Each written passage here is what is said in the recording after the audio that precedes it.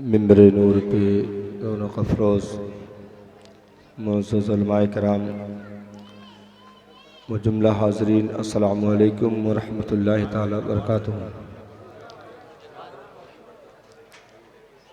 अल्हम्दुलिल्लाहि रब्बिल आलमीन वल आक़िबतु लिल मुत्तक़ीन वस्सलातु वस्सलामु अला अशरफिल अंबिया वल मुरसलीन व अला आलिहि तय्यबीन व अस्हाबिहि ताहिरीन, अम्मा बाद। फ़अऊज़ु बिल्लाहि मिनश शैतानिर रजीम, बिस्मिल्लाहिर रहमानिर रहीम। व अम्मा बिनिअमति रब्बिका फ़हद्दिस। आमन्तु बिल्लाहि सदक़ल्लाहुल अज़ीम व बल्लगना रसूलुहुन नबियुल अमीनुल मकीनुल करीम व नहनु अला ज़ालिका लमिनश शाहिदीन व शाकिरीन वल्हम्दुलिल्लाहि रब्बिल आलमीन।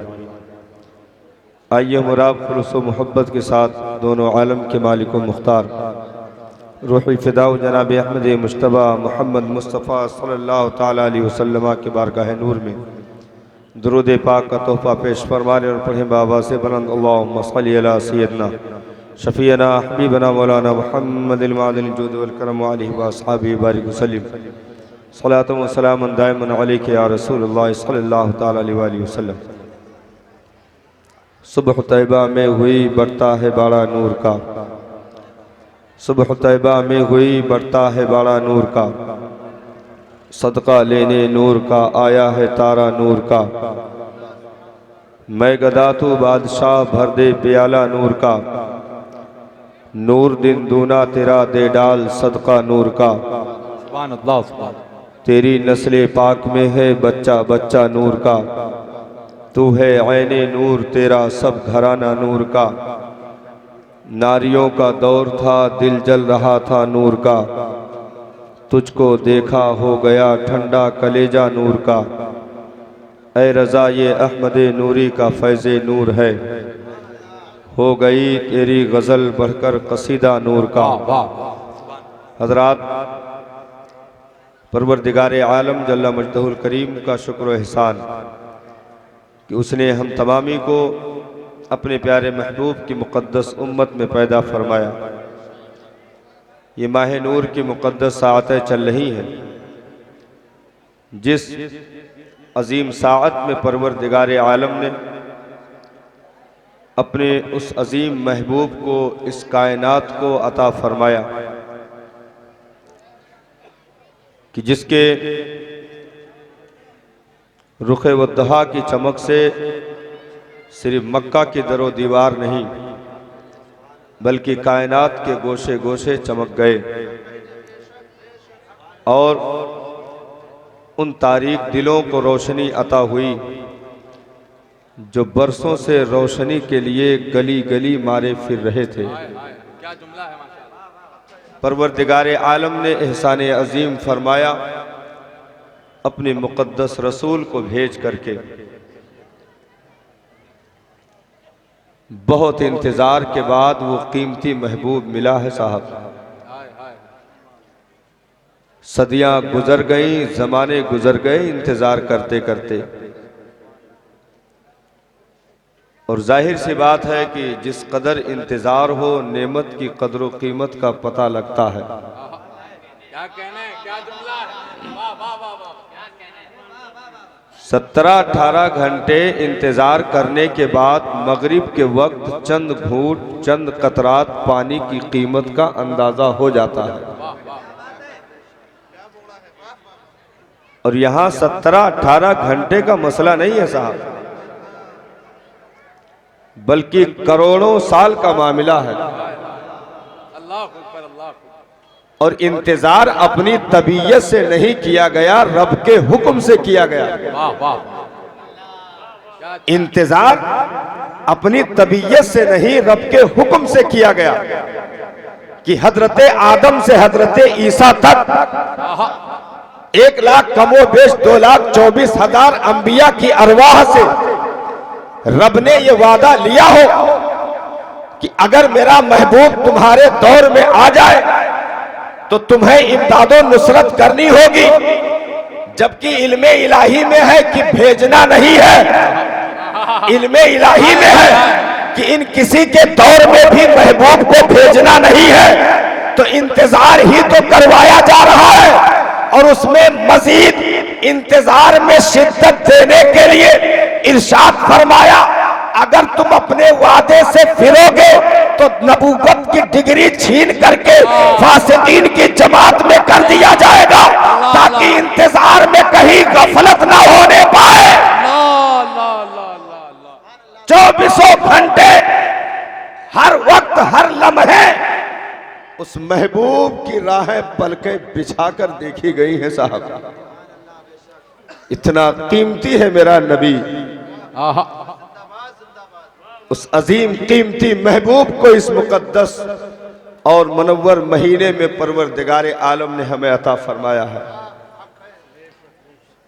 1-2 साल का मसला नहीं, हजारों हजार साल की उम्रें तक अंबिया को अता की गई हैं। क्या कहना है, सुभान अल्लाह सुभान अल्लाह। और 1000 साल तक जिसने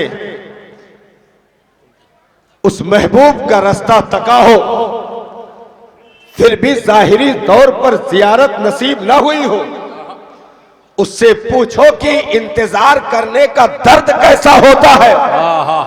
हज़रात तकरीर सुने, किस दर्द के साथ इंतजार किया गया और कितने आंसू बहे उस महबूब के रास्ते देखने वालों के, और किस कदर बशारतें हुई। और सिर्फ इंतजार ही नहीं, इंतजार करते करते हजारों कब्रें बन गई,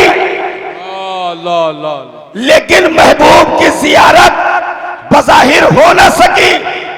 अरे हमें कितना मुकद्दर का धनी किया मेरे मौला ने कि हम माँ की गोद में पड़े थे, हाथ पैर हिलाने की भी ताकत नहीं थी। इतने में मस्जिद के मुअज्जिन ने आकर कान में सदा लगाई, मुबारक हो तू मुस्तफा का गुलाम बनकर आया है।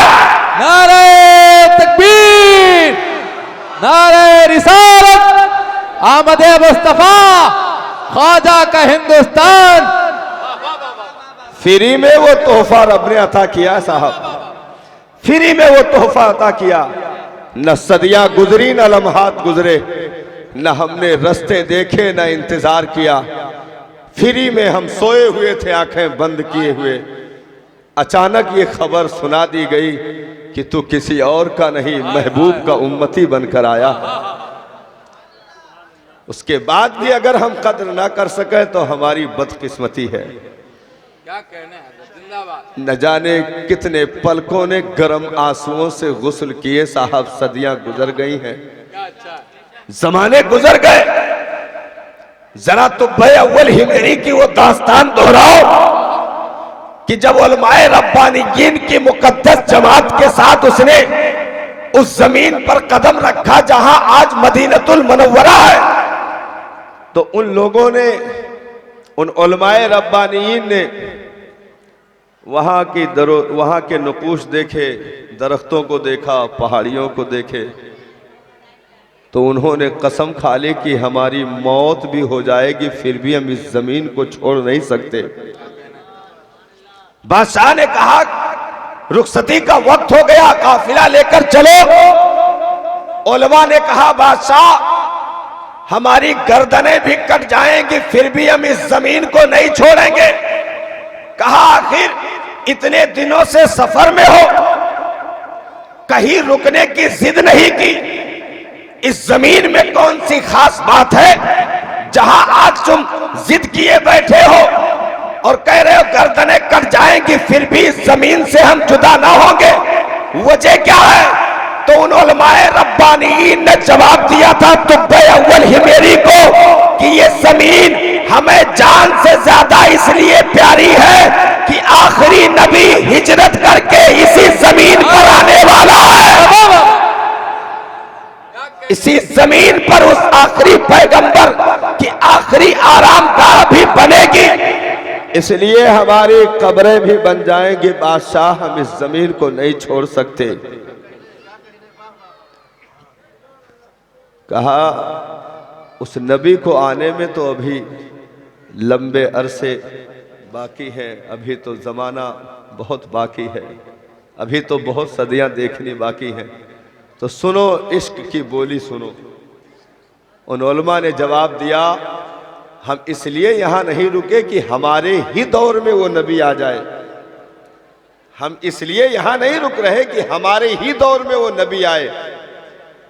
अरे हमारे दौर में ना आया, हम दुनिया से चले गए, तो कम से कम इस जमीन पर हमारी तुरबतें तो बन जाएंगी। हमारी कब्रें तो इस जमीन पर बन जाएगी। और जब कभी वो महबूब अपने कुदूमे मैमनत लुज़ूम से इस जमीन को शर्फियाबी अता फरमाएगा, तो उसके जूते की तलियों से लग करके अगर मिट्टी उड़कर मेरी तुरबत पे पड़ गई तो हमारी जिंदगी का मेराज हो जाएगा। इस कदर इंतजार हुए हैं साहब।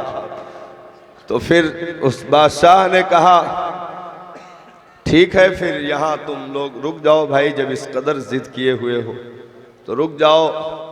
और इतना प्यारा, इतना अजीम है वो महबूब, तो फिर मेरी तरफ से ये खत अपने पास रखो। जब वो महबूब आए तो मेरा सलाम अर्ज कर देना और कहना कि सरकार तो बे अव्वल ही मेरी को कबूल फरमा ले। जमाना गुजरता गया, वसीयत थी कि ये खत अपने पास रखें, अगर उस दौर में नबी आए तो खत हवाले कर दें, और अगर उनकी जिंदगी वफा ना करे, दुनिया से जाने लगे, तो अपनी नस्ल को वसीयत करके वो खत देते जाएं। ये खत नस्लन बादा नस्लिन मुंतकिल होता रहा। हजारों हजार कब्रें उस महबूब के इंतजार में उसी मदीना की जमीन पर बन गई। और जब सरकार ने मदीना में नुज़ूले इजलाल फरमाया, नबी की आमद हुई, तो जिस घर के सामने ऊँटनी बैठी थी उन्हीं के पास वो खत मौजूद था। उस खुशनसीब सहाबी का नाम हजरत अबू अय्यूब अंसारी है, जो उन्हीं उलमाए रब्बानीयीन में सबसे बड़े आलिम की औलाद में थे। और वो खत लिए हुए थे, 2 मंजिला इमारत पूरे मदीना में उन्हीं की बनी हुई थी। मेरे आका तशरीफ लाए, ऊँटनी को ये कहकर छोड़ दिया गया था कि ये रब के हुक्म पर मामूर है, जहां बैठ जाए वहीं कयामगाह है। तो ऊँटनी हजरत अबू अय्यूब अंसारी के मकान के सामने बैठी। हजरत अबू अय्यूब अंसारी मकान से बाहर आए, अभी कुछ कहते या खत निकाल कर देते, उससे पहले मेरे नबी ने जैसे ही अबू अय्यूब को देखा, इरशाद फरमाया तुब्बा का खत मुझे दे दो। अल्लाह अल्लाह। इरशाद फरमाया तुब्बा का खत मुझे दे दो। और खत लेते ही इरशाद फरमाया है तुब्बा, मैंने तुझे कबूल किया। जमाने गुजर गए साहब, हजारों बरस गुजर गए, वो खत लिखे हुए अबू अय्यूब के पास खत है, अभी जबान ने हरकत ना की। इल्मे गैबे मुस्तफा में सारी चीजें नोट है कि कौन किस गोशे में कितनी मोहब्बत मुझसे करता है। ला ला ला, वाह वाह वाह वाह वाह, नबी की जात, वाह वाह वाह, जिनसे कायनात का कोई जर्रा पोशीदा नहीं है साहब। तुम कहीं भी रहो, अगर तुम्हारे कलेजों में तड़पन मौजूद है और रतियों की नींदें करवतें बदलते गुजार रहे हो, तो तुम्हारे घर का कमरा तारीक हो सकता है। उस महबूब की मोहब्बत मौजूद होने की वजह से दिल तारीक नहीं हो सकता। और उन उजालों की रोशनी में अपने घर के तारीक कमरे में लेटे लेटे अगर निगाहे इनायत उठ गई तो वहीं से गुंबदे खजरा नजर आएगा, क्योंकि नबी ने इरशाद फरमाया जो मुझ पर मोहब्बत से दुरूद पढ़ता है मैं उसके दुरूद को सुनता भी हूँ और भेजने वाले के नाम और उसके वालिद के नाम के साथ पहचानता भी हूँ। सुभान अल्लाह। इतना कीमती है वो महबूब जिसके इंतजार में साहब पलकें भी नहीं भागी गई। बहुत दर्द देखा है इस दुनिया ने उस महबूब के इंतजार में। अल्लाह। एक चीज याद रखें, अगर बहारों पर बहारें आए तो कीमती नहीं होती, उनकी कीमत नहीं समझी जाती। हजरते आदम से लेकर के हजरते ईसा तक नबूवत और रिसालत की बहारें दुनिया ने देखी, और सुन्नत इलाहिया ये रही कि एक पैगंबर के दुनिया से जाने से पहले दूसरा पैगंबर मौजूद होता, या उसकी नस्ल में होता या और, लेकिन दूसरा नबी एक नबी के जाने से पहले मौजूद होता था। लेकिन क्या वजह हुई साहब कि हजरत ईसा पर यह सिलसिला बंद किया गया? अल्लाह अकबर, अल्लाह अकबर। क्या वजह हुई कि हजरत ईसा पर यह सिलसिला बंद कर दिया गया? हजरत ईसा के आसमान पर उठाए जाने से पहले सुन्नत इलाहिया के मुताबिक आखिरी पैगंबर का वजूद जरूरी था। हजरत ईसा के दुनिया से आसमान पर जाने से पहले आखिरी पैगंबर का आना लाजिम था, क्योंकि हजरत आदम से यहां तक सुन्नत यही चली आ रही थी। लेकिन वजह क्या हुई कि हजरत ईसा आसमां पे चले भी गए, लेकिन आखिरी पैगंबर नहीं आया। मेरे मालिक क्यों? ये सुन्नत तूने तोड़ी क्यों? हजरत आदम से यहां तक जो सिलसिला चला आ रहा था, उस सिलसिले की कड़ी को बंद क्यों कर दिया? मेरे मालिक ऐसा क्यों किया? अगर हजरत ईसा के जाने से पहले तेरा नबी आ जाता तो बहुत सारी चीजें बच जाती, बहुत सारी चीजें बच जाती। लेकिन तूने ऐसा क्यों ना किया? तो रब की कुदरत गम्माजी करेगी मेरे बंदो। बहारों पर बहारें देता तो कीमत ना समझी जाती। जरूरी 600 साल तक खिजा देख लो। अरे बाबा, 600 साल तक पतझड़ का जमाना देख ले दुनिया, ताकि जब रबीउल अव्वल की बहारें 600 साल के बाद नाजिल होगी तो फिर सिर्फ आमिना का आंगन नहीं बल्कि कायनात की पूरी मुस्कुराएगी, और सिर्फ इंसान नहीं काबा की दीवारें झुककर सलाम करेगी। सिर्फ जानवर नहीं, समंदर की मछलियां भी लपक लपक कर दुरूद व सलाम पेश करेगी। नारे तकबीर, नारे रिसालत, आमदे मुस्तफा, आमदे वजह तखलीके कायनात। वाह वाह वाह। खिजा जरूरी था। अगर दरख्तों पर पत्तों के लिबास मौजूद हो और उन्हीं में नई कोपलें निकल पड़े तो उन कोपलों की कोई कीमत नहीं समझता। जरूरी है कि उस पहले लिबास को उतार दिया जाए। दरख्त को उस पत्तों के लिबास से बिल्कुल बरहना कर दिया जाए। उसके बाद जब नई कोपलें पहनाई जाएंगी, नए लिबास में मलबूस हो करके जब दरख्त चंद दिनों के बाद खड़ा होगा, फिर नसीमे सहरी उसे झूमने पर मजबूर करेगी, तो उसे देख करके जो कि हर वक्त गुजरते थे नहीं तवज्जो करते थे, लेकिन अब नए लिबास में देखे तो कहोगे वाह क्या बात है, तबीयत बाग बाग हो गई। वाह वाह। तो नबूवत और रिसालत की बहारें दुनिया ने देखी थी, अब जरूरी था कि दुनिया खिजा देख ले, और ऐसी वैसी खिजा नहीं देखी दुनिया ने साहब, बल्कि न जाने कितनी मासूम जानों को कमर जैसे गहरे गढ़ों में उतार कर चीखें उनकी बंद कर दी गई। ऐसी वैसी खिजा नहीं देखी गई उस औरत के कलेजे से पूछो तो सही, जिसके शौहर का इंतकाल हो गया हो, बेवगी का टीका उसके माथे पर लगा हो, उसके बाद कौम बजाय दिलासा देने के बजाय तसल्ली देने के, उसके गम का मदावा करने के, उसे तीरों तारीख कमरे में कैदो बंद की मुसीबतें झेलने के लिए 40-40 रोज तक के लिए उसे उस कमरे में कैद कर दे। बहुत सी तो उसी में घुट करके मर जाती थी, और अगर कुछ बदनसीबी से बाहर भी आती थी तो उससे बुरा वक्त उन्हें देखना होता था। उनके ऊपर जूतों चप्पलों की बारिशें होती थी, पापन है अभागन है कि फप्तियां कसी जाती थी।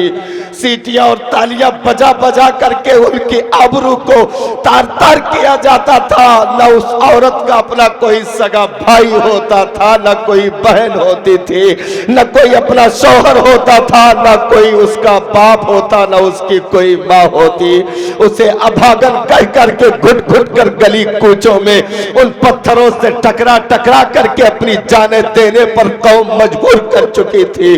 बूढ़ों के लरसते होठ और कांपते हाथों से सदाएं उठ करके बाबे इजाबत पे सर पटक रही थी।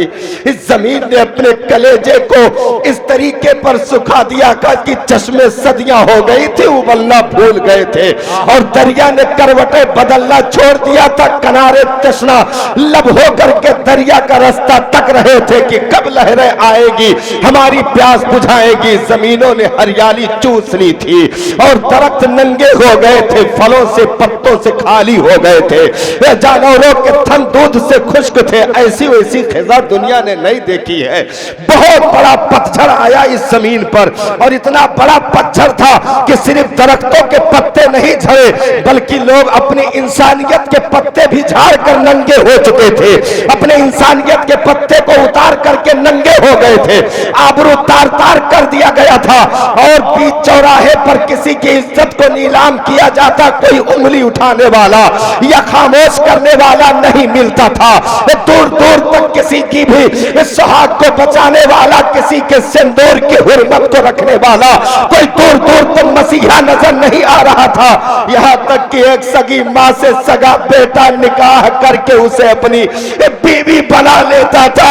खुद खाने काबा में 360 माबूदाने बातिला का जमावड़ा और खुद खाने काबा का तवाफ नंगे हो करके मर्द औरत ने करके बैतुल्लाह की हुर्मत को कदमों तले रोट करके बवाल कर दिया। काबा की दीवारें शिकस्त हो गई, काबा की आबरू लूटने के लिए कौमें जमा हो गई थी। ऐसे वैसे खिजा नहीं देखा।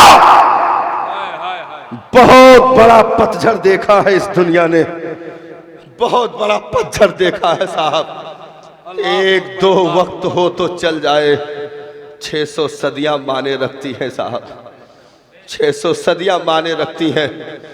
हजरत इस्माइल के हाथों से बरकतें लेने वाली ईंटें जो काबा की दीवारों में मुस्कुराने के लिए लगाई गई थी, वो जुल्म उद्वान के उस आँच से अपने आप को ठंडा महसूस कर रही थी और हमेशा के लिए मुस्कुराहट खामोश होती जा रही थी। उनकी मुस्कुराहटें ठंडक में तब्दील हो चुकी थी। हजरत इब्राहिम के हाथों का बनाया हुआ काबा, हजरत आदम अलैहिस्सलाम का तरतीब दिया हुआ काबा, हजरत जिब्रील के पर मार करके बुनियादे काबा का उजागर करना और मुस्कुराते हुए काबा का जमीन के ऊपर निकल आना और बैतुल मामूर के नीचे रब का खुदा का घर मुस्कुराता हुआ, जिसे नबियों ने ईंटें रख करके अपने आप को भी मुशर्रफ किया, अपनी कौम को भी मुशर्रफ किया। और ऐसे ही नहीं बल्कि उसकी हुर्मतों को बचाने के लिए न जाने कितनी कौमें तरतीब दी गई, न जाने कितनी जंगें देखी गई, न जाने कितने कबीले बनाए गए, लेकिन उसके बाद उसकी हुर्मत को लूट लिया गया। न जाने कैसे कैसे खिजा इस दुनिया ने देखे। झोपड़ियों में सिसकियां बढ़ती जा रही थी। एक बेटी जो बाप के आगोश में आने के बाद माँ की चादरे शफकत के साए तले अपनी जिंदगी के सुकून और चैन की सांसें लेने के लिए आई हो, अभी उसने अपनी आंखों को खोल करके इन दुनिया की बहारों को देखा भी नहीं था कि उसे मरने पर मजबूर कर दिया गया। इन्हीं गड़ी हुई बच्चियों के ताल्लुक से रब ने कलामे मजीद में इरशाद फरमाया, व इदल मऊदतु सुइलत बिअय्यि ज़ंबिन क़ुतिलत। इन गड़ी हुई बच्चियों से कल मैदाने महशर में पूछा जाएगा, तुम्हें किस जुर्म में कत्ल कर दिया गया, अल्लाह अकबर, तुम्हें किस जुर्म में मार दिया गया। ये बच्चियां खड़े होकर के अपने पापी बाप की दास्ताने पाप को रब के हुजूर सुना रही होगी। और अर्ज कर रही होगी, मेरे मालिक मैंने तो आंखों को खोला भी नहीं था, दुनिया की बहारें भी नहीं देखने पाई थी, मेरी जिंदगी को समेट दिया गया, मेरा कौन सा जुर्म था, मेरी कौन सी खता थी। मुफस्सिरीन फरमाते हैं, बच्चियों को जिंदा दफन करने वाले या आज के दौर में माँ के शिकम में इंजेक्शन, जहर का इंजेक्शन देकर मारने वाले उन्हीं अरब के पुराने दस्तूर पर अमल कर रहे हैं। इनसे भी सवाल होगा जो आज रहमे मादर में बच्चियों को जिंदा दफन कर रहे हैं, इनसे भी सवाल होगा जो आज बच्चे पैदा होने पर औरत को तलाक देने की धमकी देते हैं, इनसे भी सवाल होगा जो ये कहते हैं अब की बार अगर बेटा नहीं हुआ तो तुझे घर से निकाल करके रुसवा कर दिया जाएगा, उनसे भी सवाल होगा जो आबरू का सौदा बेटे और बेटी के नाम पर करके नंगे असलाफ होने का सबूत देते हैं, उनसे भी सवाल होगा कौन सा जुर्म किया है इन बेटियों ने, कौन सा पाप किया है इन बेटियों ने, आखिर किसने इनकी जिंदगी को छीनने का हक रखा है, कौन होता है इनकी जिंदगी पर सवाल करने वाला। मेरा मालिक इरशाद फरमाता है कुरान मजीद में, ला तक़्तुलू औलादकुम मिन खशियत इमलाक, अपने बच्चों को गरीबी के डर से कत्ल न करना, नहनु नर्ज़ुकुहुम, रोजी हम देते हैं। अरे बाबा बाबा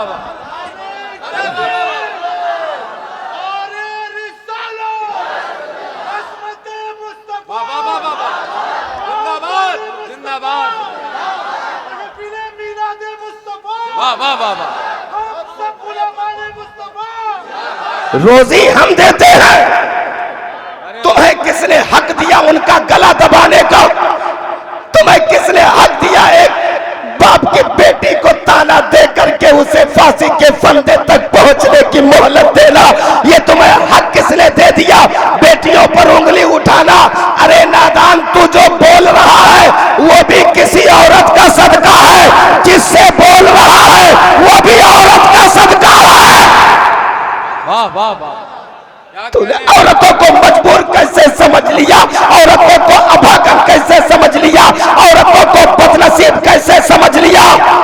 मैं एक जुमला आज के इस तारीखी स्टेज से कोट करूंगा,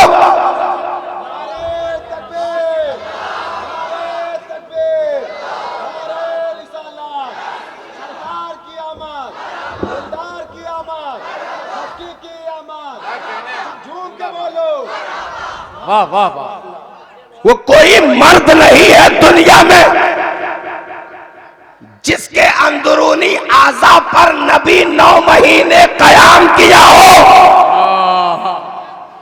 वो कोई मर्द नहीं है दुनिया में जिसके अंदरूनी आज़ा पर 9 महीने किसी नबी ने कयाम किया हो। अगर नबूवत की कयाम गाह किसी को कहा जाए तो औरत है, औरत वो औरत है जिसने अपने गोद में पैगंबरों को खिलाने का शर्फ हासिल किया हुआ है।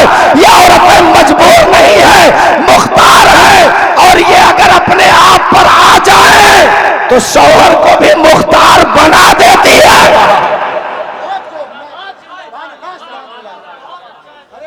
क्या कहने हैं, जिंदाबाद। अगर कोई मीरे करबला बना, देन औरत की थी। अगर कोई शहीदे वफा बना, देन औरत की थी। अगर कोई दुलदुल सवार बना, देन औरत की थी। अगर कोई फातिह खैबर बना, देन औरत की थी। अगर कोई ला सैफा इल्ला जुल्फ़िकार का लक़ब पाया तो देन औरत की थी। अगर किसी को शहंशाह बगदाद कहा गया, देन औरत की है। किसी को शहंशाह हिंद गरीब नवाज कहा गया, देन औरत की है। किसी को साबिर पाक कलियरी कहा गया, देन औरत की है। किसी को महबूबे इलाही कहा गया, देन औरत की है। अरे औरत अगर पाकबाज हो जाए तो इतना शर्फ मिलता कि उसी के पेट में वली ने कुरान ज़बानी याद कर लिया। क्या कहने हैं, क्या कहने हैं, वाह वाह वाह। ऐसी गड़ी हुई इंसानियत को जिंदगी दी है रबीउल अव्वल में मेरे पैगंबर ने। बहुत कीमती है मेरा नबी, बहुत कीमती है मेरा नबी। बड़ी शिद्दत का इंतजार साहब, ऐसी खिजा दुनिया ने देखी जो खिजा तस्वुर में भी नहीं लाई जा सकती। जिस पत्थर के तौर को देखा है, इतनी शिद्दत का इंतजार जमाने को हो। ऐसी राहें तकी गई हो उस महबूब के लिए। 18 घंटे के बाद पानी अगर मिल जाता है ना, तो बंदा ये नहीं चाहता कि इसका एक कतरा भी जाये हो जाए। ये नहीं चाहता कि एक कतरा भी जाये हो जाए, बल्कि कोई अगर जाये करता मिलता तो उसके भी गिरीबा पकड़ लेता है। तुझे खबर नहीं है पानी गिरा दिया। ठंडे शरबत का जाम उसके निगाहों के सामने मौजूद हो, एक कतरा भी जाये करना पसंद न करेगा। 18 घंटे इंतजार के बाद मोहब्बत का ये आलम है, तो जिसने 18,000 साल से भी जायद इंतजार किया हो, क्या वो सहाबा नबी को पाने के बाद तलवे नाज में लगी मिट्टी को अपने आंखों का सुरमा न बनाएंगे? क्या वजू के कतरात को हुदैबिया के मकाम पर सहाबा जमीन पर टपकना पसंद करेंगे? नहीं नहीं, बल्कि उरवा इब्ने मसूद कहते हैं ये जिनको वजू का पानी बराहे रास्त नहीं मिलता, मैंने देखा उन लोगों के आज़ा से अपने हाथ अपने आज़ा को मस कर रहे थे जिन पर नबी के वजू का धोवन लगा होता। बहुत कीमती है वो महबूब साहब। रिवायत बताती है नबी अगर कुल्ली करते तो सहाबा उसे हाथों में लेकर चेहरे पर मस कर लिया करते थे, चेहरे पर लगा लिया करते थे। इस कदर हिफाजत की गई है उनके नालैन की, इस कदर हिफाजत की गई है उनके सीरत और किरदार की, इस कदर हिफाजत की गई है मुस्तफा जाने रहमत के कैरेक्टर की, इस तरह हिफाजत की गई है नबी के सीरत तैयबा की, इस तरह हिफाजत की गई है इश्क़े मुस्तफा की। क्या कहने क्या कहने कि बरेली के ताजदार जब करवटें बदले इसको मोहब्बत में, तो यहां तक बोल पड़े जान है इश्क़े मुस्तफा रोज़ फज़ूल करे खुदा, जान है इश्क़े मुस्तफा रोज़ फज़ूल करे खुदा, जिसको हो दर्द का मजा नाज़ दवा उठाए क्यों, दिल को जो अक्ल दे खुदा तेरी गली से जाए क्यों। वो सरकार की मुकद्दस जात है।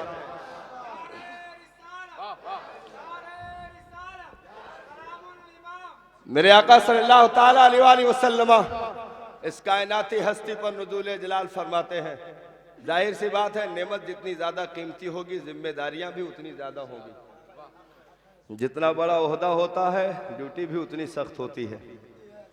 ऐसे नहीं साहब कि हवलदार को पूरे मुल्क की जिम्मेदारी दे दी जाए, ये नहीं हो सकता है। ओहदा जैसा होता है जिम्मेदारियां उसी एतबार से होती हैं।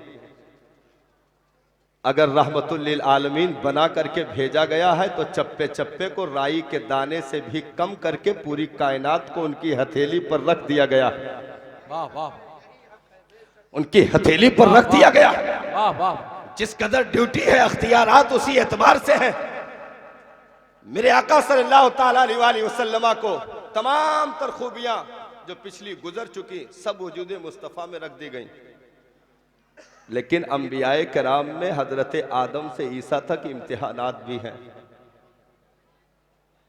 तो ऐसे इम्तिहान नबी के वजूद में रखे गए कि दुनिया ऐसे इम्तिहान कभी न देखी थी। हजरत आमिना के शिकमे नाज में नबी की आमद होती है। तकरीबन 4 महीने के बाद बाप हजरत अब्दुल्ला का इंतकाल, वो इम्तिहान शुरू होते हैं यहां से। और आप कोट करें कि कितना कीमती है ये मजहब जिसे पैगंबर ने खूने जिगर दे करके सींच कर हम गरीबों तक पहुंचाया है। इसलिए मजहब के किसी भी कानून की खिलाफ वर्जी से समझौता नहीं होने दिया जाएगा। ये जान तो दी जा सकती है, मजहब के कानून से बेवफाई नहीं हो सकती। वाह वाह। जान से भी ज्यादा कीमती चीजें इसमें रखी गई हैं और सहाबा ने उसे बहुत हुस्न खूबी के साथ समझा था। जान से भी ज्यादा अजीज रखी सहाबा ने। हजरत सैयदना सिद्दीक़ अकबर रज़ी अल्लाह ताला अन्हु की बड़ी बेटी हजरत अस्मा रज़ी अल्लाह ताला अन्हा बयान करती हैं कि मेरे बाप रात का अक्सर हिस्सा गुजरने के बाद सरकार की बारगाह से इजाजत लेकर घर तशरीफ लाते। मेरे आका भी आराम के लिए घर जाते तो हजरत सिद्दीक़ अकबर भी अपने घर चले आते। 2.5 से 3 घंटे का या उससे भी कम का जो टाइम मिलता था, क्योंकि उसके बाद फजर का वक्त होता। तो ये मुख्तसर से लम्हे में हजरत अस्मा फरमाती हैं, क्या मेरे बाप सो जाते? कसम खा के कहती है मुसलमानों, मेरे बाप बिस्तर पे ऐसे तड़पते थे जैसे मछली बगैर पानी के तड़पती। ये 2.5-3 घंटे की भी जुदाई नबी की हजरत सिद्दीक को गवारा नहीं थी। और कहती है कि कलेजे से किसी चीज के पकने की ऐसे आवाज आती थी कि जैसे हड्डिये में पानी उबल रहा हो। और जैसे ही हजरत बिलाल की सदा कानों से टकराती, फौरन मस्जिद नबवी की तरफ दौड़ लग जाती और बारगाह रिसालत में पहुंच करके रुखे वद्दुहा की जियारत करके अर्ज करते, मेरे मोहसिन, मेरे मसीहा, आपको हम देख लेते हैं तो हमारी भूख भी मिट जाती है, हमारी प्यास भी खत्म हो जाती है। जान से ज्यादा अजीज है मेरे आका। ये कायनात आपके जूते की तलियों पर कुर्बान हो फिर भी हक अदा नहीं कर सकती, क्योंकि जो सर पे रखने को मिल जाए नाले पाके हुजूर, तो फिर कहेंगे हाँ ताजदार हम भी हैं। वाह वाह वाह, क्या कीमती महबूब साहबा ने इस जमीन पर मोहब्बत नबी का हक अदा करके रख दिया। दुनिया में ऐसा कोई मोहब्बत करने वाला आज तक पैदा ना हुआ, ना ऐसा महबूब भेजा गया, ना ऐसे मुहिब भेजे गए कि आज भी हुस्ने यूसुफ पे जो कभी औरतों की उंगलियां कटी थी, जब अरब का मैदान सजा, मोहसिने इंसानियत की जलवागरी हुई, तो मर्दाने अरब ने गर्दनें बिछा करके बता दिया वो मैदाने मिस्र था, मिस्र उंगली थी उंगली, जात औरत की थी औरत की। ये अरब का मैदान है, उंगली नहीं सर होगा, औरत नहीं मर्द होगा। नारे तकबीर, नारे रिसालत, आमदे सय्याहे लामका, आमदे सरकार मदीना, ख्वाजा का हिंदुस्तान। क्या कीमती है मेरा नबी। वाह वाह वाह। और उसकी कीमत सहाबा ने किस कदर समझी थी साहब। हजरत सैयदना अबू हुरैरा रज़ी अल्लाह ताला अन्हु की मुकद्दस जात, बाप दुनिया से पहले रुखसत हो गए थे, माँ की जात सिर्फ तन्हा घर में थी, वो भी ज़ईफा नातवा कमजोर बिस्तर पे पड़ी होती। भाई बहन थे नहीं, घर में तन्हा हजरत अबू हुरैरा की जात होती। और उसके बाद जब आफताब रिसालत की करने चमकी तो हजरत अबू हुरैरा रज़ी अल्लाह ताला अन्हु आफताब रिसालत पर ईमान ले आए। हजरत अबू हुरैरा कलमा पढ़े, इस्लाम में दाखिल हो गए, लेकिन माँ ने अभी कलमा नहीं पढ़ा था। कोट करिएगा, कितना कीमती है मेरा नबी, कितना कीमती है मेरा नबी। वाह वाह। माँ ने अभी कलमा नहीं पढ़ा था, बेटे ने कलमा पढ़ लिया था। अच्छा, हजरत अबू हुरैरा रातों दिन माँ की खिदमत करते, क्योंकि कानून भी यही है, माँ अगरचे मुशरिका हो, उसके बेटे की जन्नत उसी के कदमों में छुपी होती है, कि बेटे की जन्नत उसी के कदमों में छुपी होती है। खिदमत करते, कपड़े धुलते, खाना बनाते, अपने हाथों से सरहाने बैठ करके लुकमा तोड़ तोड़ करके खिलाते। औलादों, माँ बाप को खिलाना पड़े तो शर्म महसूस ना करना, इससे पिछली जिंदगी में तुम्हारी न जाने कितने लुकमे तोड़ कर गोद में लिटा कर तुम्हें खिलाया है। वाह वाह वाह। इसलिए बूढ़े माँ बाप के मुंह में अगर लुकमा डालना पड़े उनके लुआब को अपने दामन से साफ करना पड़े या उनके चेहरे को धुलना पड़े तो शर्म महसूस ना करना, बल्कि स्टैंडर्ड बन के वहां से भाग ना जाना। बस दुनिया को ये दर्श दे देना कि इन्होंने हमें अपनी गोद में रख करके पाखाना पेशाब तक अपने कपड़े पर बर्दाश्त किया, तो आज ये बूढ़े हो गए तो औलाद का फर्ज है कि वो उन्हें गोद में रख करके दाना पानी दे। माँ के जो है सर को अपने गोद में रख करके उसे लुक़मे खिलाए, उसके कपड़े जो है कपड़े को अपने हाथों से धुले और अपने जो है रुमाल से अपने दामन से उसके चेहरे को साफ करे। अच्छा ये होता है, लोग अगर नौकर चाकर रखे हैं, नौकर चाकर अगर रखे हैं तो नौकर से पूछते हैं माँ को दवा दे दी थी? बेटा पूछता है फोन करके नौकर क्या से, कहने हैं, वाह वाह। माँ को दवा दे दी थी? हाँ दे दी थी।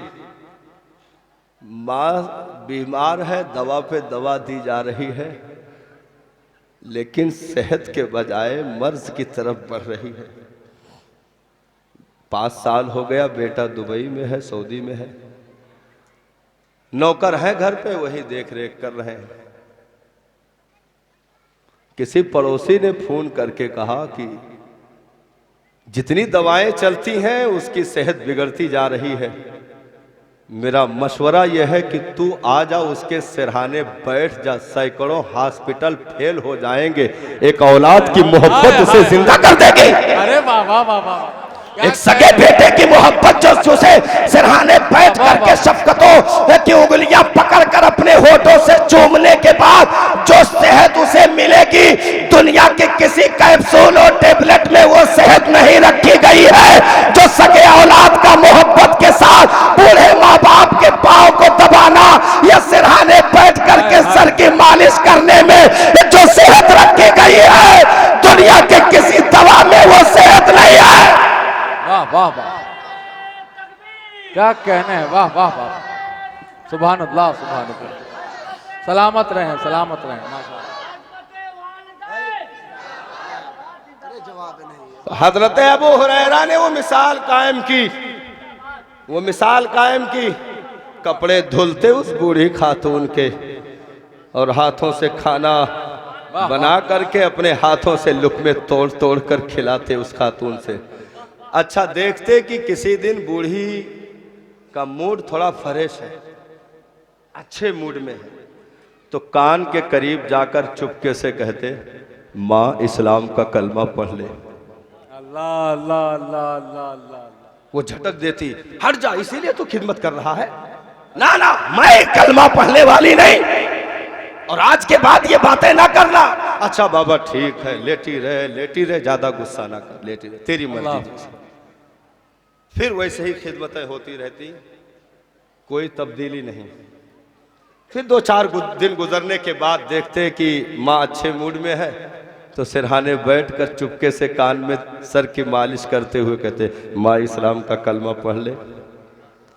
फिर वो झटक देती। अल्लाह अकबर। हजरत अबू हुरैरा मुस्कुराते हुए उसे शांत करते, अरे रहन दे बाबा, तेरी तबीयत नहीं है, ठीक है, जैसी तेरी मर्जी, खिदमतें करते रहे, खिदमत में कोई फर्क नहीं, तवज्जो। अल्लाह अकबर। एक दिन फिर हजरत अबू हुरैरा ने मूड अच्छा देखा तो कान में ये बात कर दी कि माँ इस्लाम का कलमा पढ़ ले।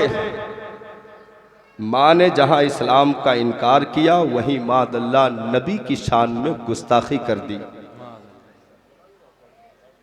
नबी को बुरा भला कह दिया।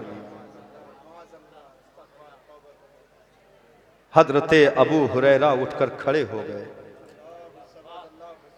और हाथ ऊपर कर दिए, कहे माँ आज तक तो इस्लाम का इनकार करती रही, मैं फिर भी खिदमतें करता रहा, लेकिन आज जाने इस्लाम पर हमला कर दिया। अल्लाह अकबर। आज जाने इस्लाम पर हमला कर दिया। माँ तेरी मोहब्बत की हद यहीं तक थी और अब तक जो खिदमतें मैं कर रहा था वो जाने इस्लाम ही की तालीम थी कि मेरी जन्नत तेरे तलवे में छुपी है। अल्लाह अल्लाह अल्लाह। मैं उन्हीं के सबक से तेरी खिदमतें कर रहा था, लेकिन आज माँ तूने वो हद तोड़ दिए। और ये सुन ले, जहां हजारों माओं की मोहब्बतें दम तोड़ती हैं, वहां से मुस्तफा जाने रहमत की मोहब्बत की शुरुआत होती है, वहां से इब्तिदा होती है। क्योंकि करोड़ों माए कुर्बान हो सरकार की मुकद्दस जात पर, हर एक औलाद के लिए माँ बाप की ताजीम लाजिम और जरूरी है, लेकिन जब जाने इस्लाम पर हमला उनकी जानिब से हो तो फिर ताजीम वहीं से हट जाती है। हजरत अबू हुरैरा हाथ खड़े कर दिए, आंखों से आंसू बह रहे हैं और कहते जा रहे हैं, माँ आज के बाद मैं ना तेरा बेटा रहा ना तू मेरी माँ रही। मैं घर छोड़ के जा रहा हूँ, आज के बाद पलट कर कभी इस घर पे ना आऊंगा। आज तूने मुसरे इंसानियत पर हमला कर दिया, वाह वाह। आज तूने मेरे मसीहा की जात पर उंगली उठा दी, आज तूने अनीसे बेकसा की मुकद्दस जिंदगी को टारगेट कर दिया, आज तूने मेरे करीम आका की जात पर उंगली उठा दी। माँ सारी चीजें बर्दाश्त थी, लेकिन ये नहीं हो सकता कि तू मेरे मसीहा को, मेरे मोहसिन को बुरा भला कहे, मैं खामोश सुनता रहूं। होटलों पर एक कप चाय पर ईमान बेचने वाले इस वाकये से सबक ले कि रिश्तेदारी निभाते हुए उन गैरों के हाथों में हाथ दे करके ईमान का सौदा होता है। नाना, जहां बात ईमान की आएगी सगा बाप भी हट जाएगा। जिंदाबाद जिंदाबाद। ईमान पहले है, बाप की मोहब्बत बाद में है, माँ की मोहब्बत बाद में है। सुभान अल्लाह सुभान।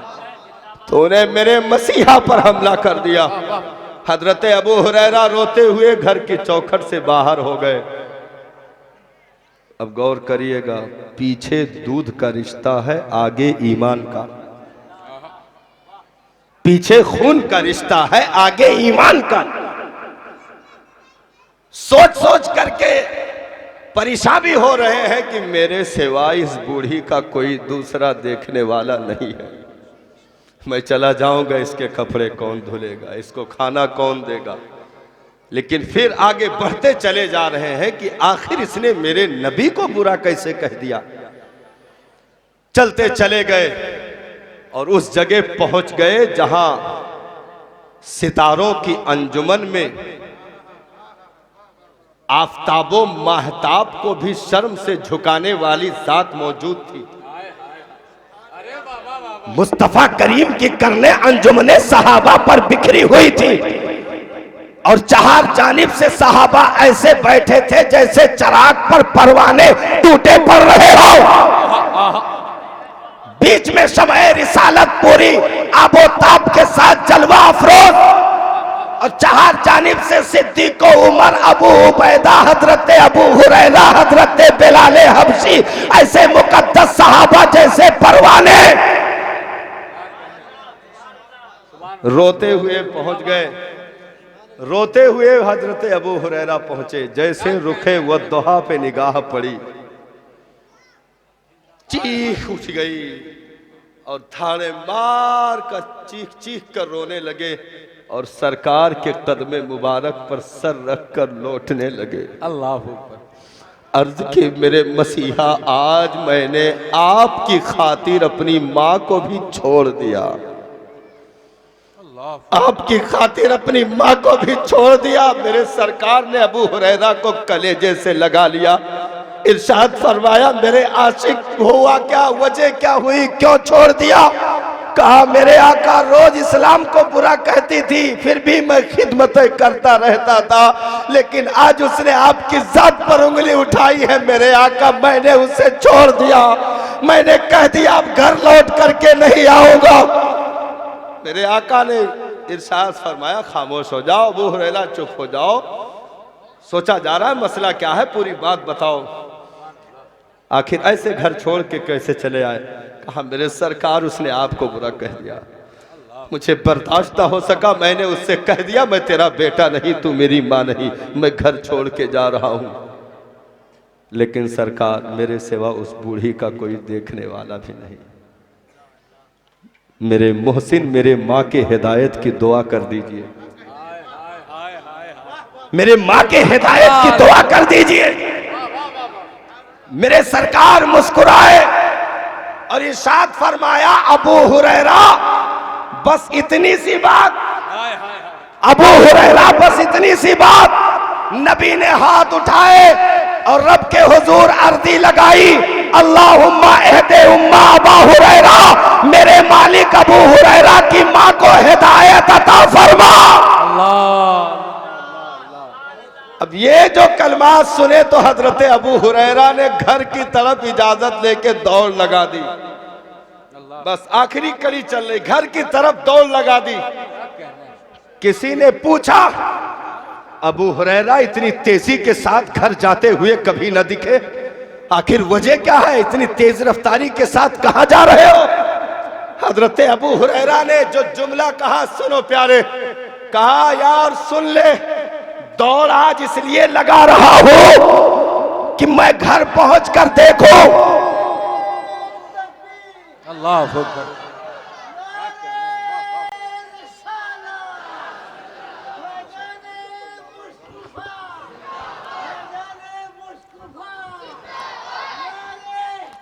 कौनैन जहाँ कहीं भी हो वो करबला के पास चले जाए। कौनैन ओ दौड़ लगा दी।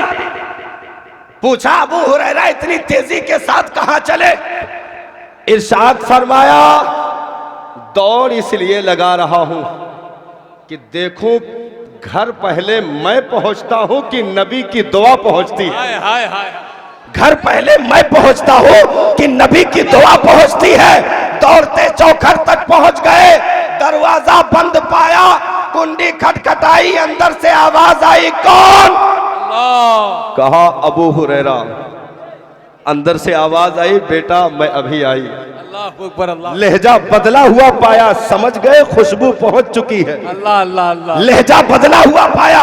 कुछ देर के बाद, गुस्ल करने के बाद, कपड़े बदलने के बाद माँ ने दरवाजा खोला और जैसे ही अबू हुरैरा का चेहरा देखा, कहा अशहदु अल्ला इलाहा इल्लल्लाह व अशहदु अन्ना मुहम्मदन अब्दुहु व रसूलुहु। हजरत अबू हुरैरा गोल गोल चक्कर काट रहे थे और कह रहे थे, मेरे मसीहा तेरे आबरू पर हमारी जिंदगियां कुर्बान हो। अबू हुरैरा थक गया दौड़ करके, पहले पहुंच ना सका। आपकी दुआ घर पे दस्तक पहले दे चुकी थी, आपकी दुआ पहले पहुंच चुकी थी। इतना कीमती है महबूब। वाह वाह। इसीलिए रब ने इरशाद फरमाया, उस अजीम नेमत का खूब खूब चर्चा करो। अम्मा बिनिअमति रब्बिका फहद्दिस, अपने रब की नेमतों का खूब खूब चर्चा करो। और नेमतों की जान मुस्तफ़ा जाने रहमत की मुकद्दस ज़ात है। इसीलिए हम मरते दम तक अपने नबी का तज़किरा नहीं भूलेंगे। और मरते दम तक क्या, आला हजरत फरमाते हैं, कब्र में लहराएंगे ताहशर चश्मे नूर के। अरे जलवा फरमा होगी जब तलअत रसूलुल्लाह की, जलवा फरमा होगी जब तलअत रसूलुल्लाह की। परवरदिगार आलम हम तमामी को मोहब्बत नबी, इश्क़ नबी अता फरमाए। अस्सलामु अलैकुम रहमतुल्लाहि ताला।